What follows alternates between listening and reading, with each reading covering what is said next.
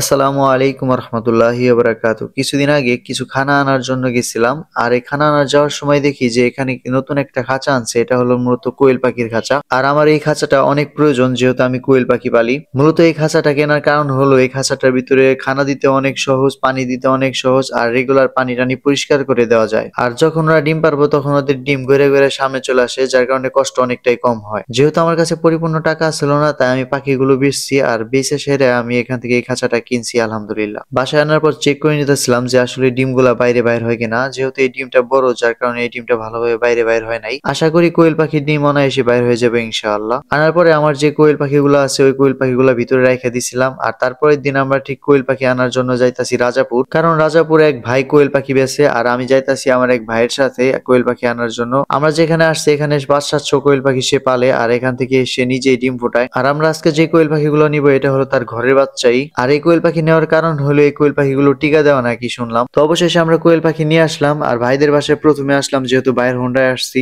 এখান থেকে ভাইয়ের কোয়েল পাখিগুলো গুইনা গুইনা ভিতরে ঢুকায় তারপরে ইনশাল্লাহ আমার বাসাটি আমি নিয়ে যাব। আসার পরে দেখলাম ভাইয়ের একটা পাজি মোরগ আছে, আর এই পাজি মোরগটারে দাবার দিলে উল্টা দাবার খাইতে হয়। ভাইয়ের কোয়েল পাখিগুলো চেক করে তার খাঁচায় ভরে দিলাম, এবং আমার কোয়েল পাখিটি আমি বাসায় নিয়ে আসলাম। আসার পরে দেখি যে অনেকগুলো মর্দা কোয়েল পাখি আসছে আমাদের এখানে। যখন কোয়েল পাখিগুলো আনছি, যার কোয়েল পাখি সেই বাইসা বাইসা দিছিল, কিন্তু বাসায় আনার পর মনে হইলো যে অনেকগুলো মর্দা। তারপরে আমরা অনেকদিন পালার পরে বুঝুম ভালোভাবে মর্দা না মাদি। আমি বেশি আনতে পারি নাই, আমি আনছি 18 পিস, আর ভাই আনছে প্রায় 30টার মতো। যেহেতু আমরা প্রথম, যার কারণে আমরা অল্প কোয়েল দিয়ে শুরু করলাম, আর এর সাথে আমাদের মাছগুলোকেও ভালোভাবে পরিষ্কার করে দিলাম। ভিডিওটা আজকের মতো এই পর্যন্তই। আসসালামু আলাইকুম রহমতুল্লাহ।